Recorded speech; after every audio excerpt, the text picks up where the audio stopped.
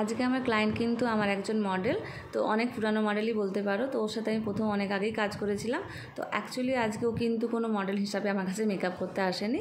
ও actually আজকে আমার কাছে মেকআপ করতে এসেছে। ওর আজকে এঙ্গেজমেন্ট।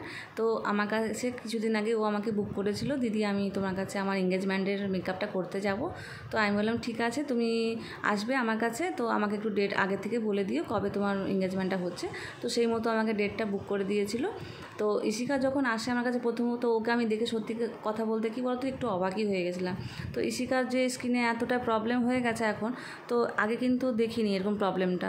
তো যাই হোক, ও আমাকে বলেছিল দিদি আমার হচ্ছে স্কিনটা বুঝে একটু মেকআপ করবে, আর আমি কিন্তু খুব লাইট ওয়েট মেকআপ করবো, আর স্কিনে যাতে বোঝা না যায় যে আমি মেকআপটা করেছি। তো ওর কথাটা শুনে আমি বললাম ঠিক আছে, সেই মতোই মেকআপটা আমি করবো, চিন্তা নেই তোমার।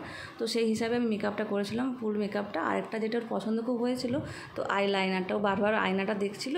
তো ও আয়নাটা দেখে খুব খুশি হয়েছিল যে ওর আই মেকআপটা সত্যি খুব ভালো হয়েছে এবং লাইনারটা খুব পছন্দ হয়েছে।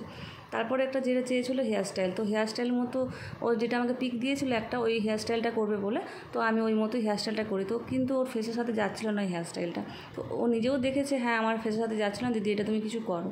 তো আমি ওটা হাত দিয়ে আস্তে আস্তে করে মেসি বান করে নিয়েছিলাম। তো তোমরা দেখো ফুল লুকটা ইশিকার কেমন লাগছে।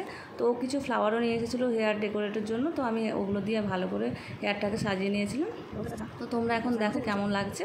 তো চলো নেক্সট ভিডিও দেখা হচ্ছে আবার, বাই।